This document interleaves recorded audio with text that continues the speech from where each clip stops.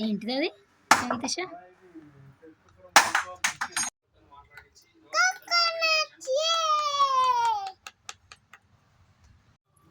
Phone చేసిన తక్కువ చేసిండు అంటే అలా తక్కువ చేసిందంటే పర్వాలేదు కానీ ఎక్కువ అయితే ప్రాబ్లం కానీ తక్కువ అయితే మనం సబ్మిట్ చేద్దాం పొరపాటు అదే విజ్ఞప్తి చేస్తారా నేను గత మంచిగా చేసి ఇచ్చినాను నేను సెంటిమెంట్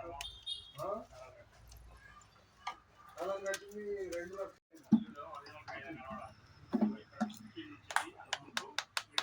ఏంటి? కోకోనట్